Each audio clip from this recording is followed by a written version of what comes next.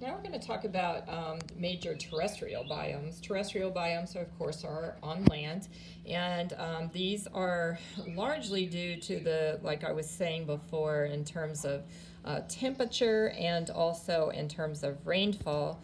Both of those things together are also going to determine what we call growing season. That's how long plants have a chance to grow, and therefore the organisms that are living in and amongst those plants are relying on them for a food source or for cover.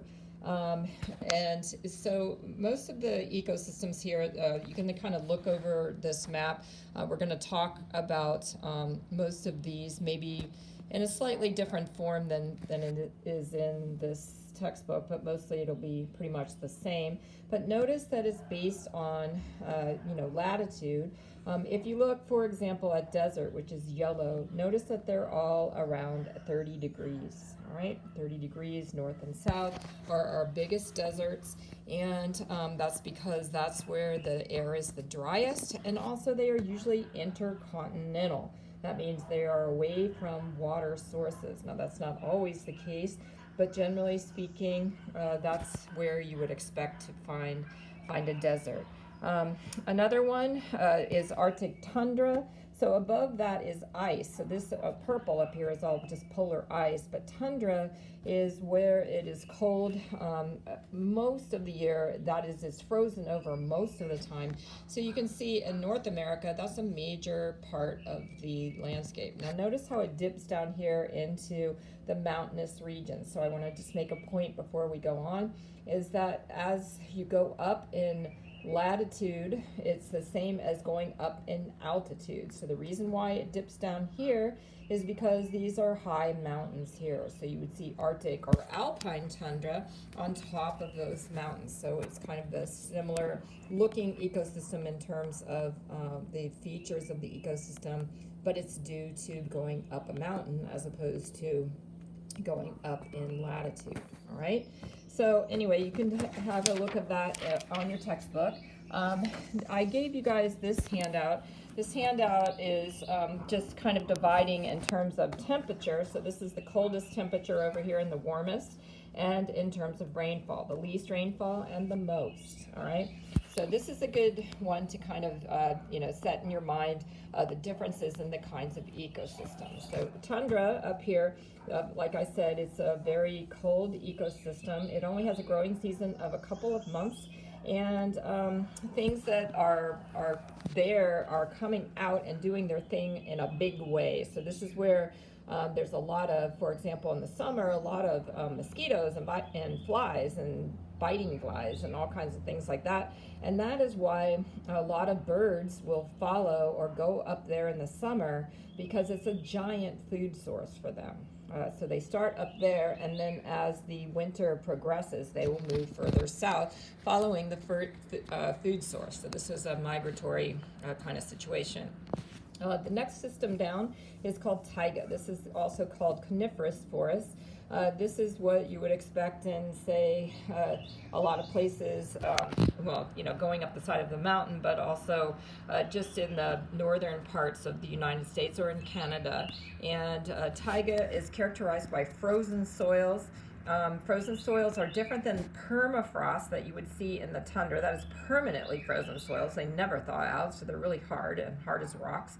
But frozen soils freeze and thaw. So they're frozen some of the time and thawed out some of the time. But what that means is some of the water that's in the ecosystem is actually frozen some of the time. And this is because it's, further north in latitude. So it has coniferous trees. So let's just talk about the difference between conifers, or what we call evergreens, and deciduous. All right. So deciduous trees are trees that lose their leaves and have a dormant period. And this is like an adaptation to snow or cold periods, but it's also an adaptation to really low water during the summer months in some ecosystems. But mostly we're talking cold The growing season is shut down for the winter, and the trees lose their leaves and just are dormant. In order to have that, you have to have the adequate growing season so that you have time to grow your leaves back and then sequester all the sugars or starches that you need for the whole year in a short period of time. So you have to have a growing season that's longer than 4 months. So the Arctic tundra, that is down here, they don't have a long enough one, and either does the coniferous forest. These guys are 2 to 4 months, so it's not quite long enough to have deciduous trees. The other thing that you have to have is adequate nutrients.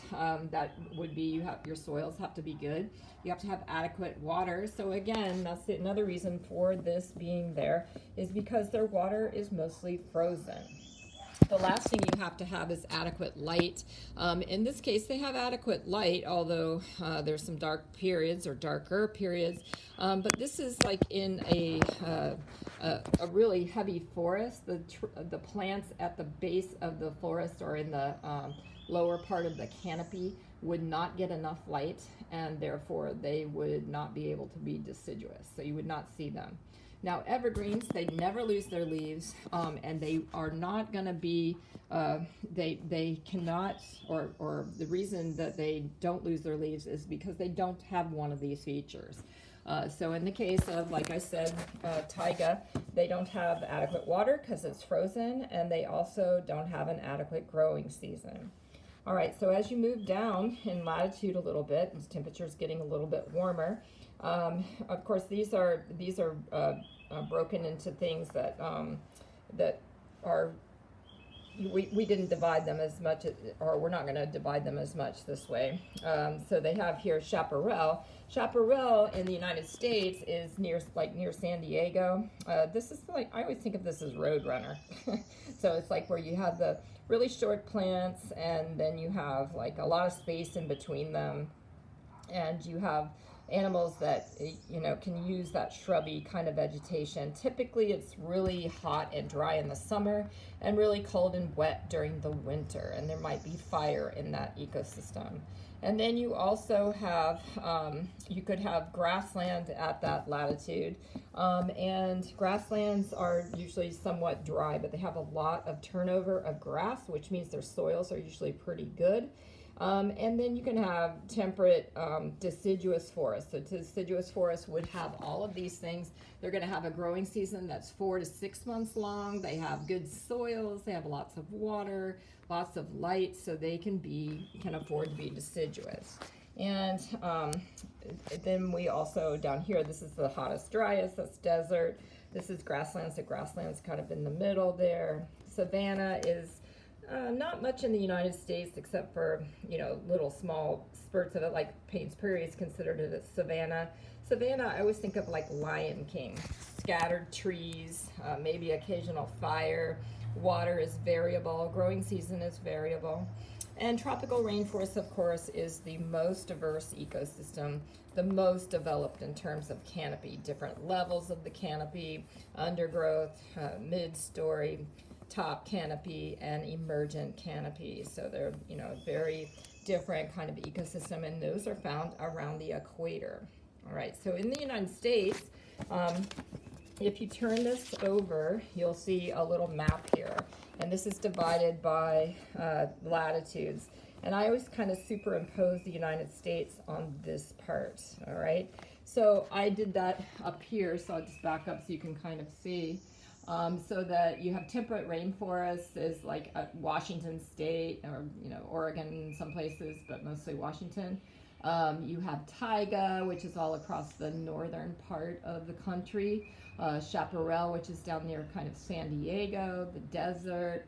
Parts of Texas and New Mexico, Arizona.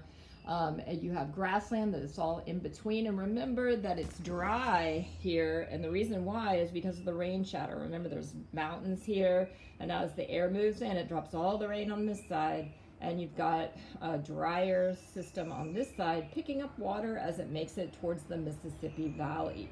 So you have short grass at first, and then longer grass, all right? And then as you get towards the eastern seaboard, you have temperate deciduous forests. Our biome is temperate deciduous forest. And in South Florida, you have subtropical evergreen. Savanna would be down further, usually, you know, in parts of Mexico and or Central America. And of course, we don't have tropical rainforests in Florida, but tropical rainforests would exist around the equator in Central America and South America. All right, so the other thing is you need to make sure that you fill this sheet out and study from this.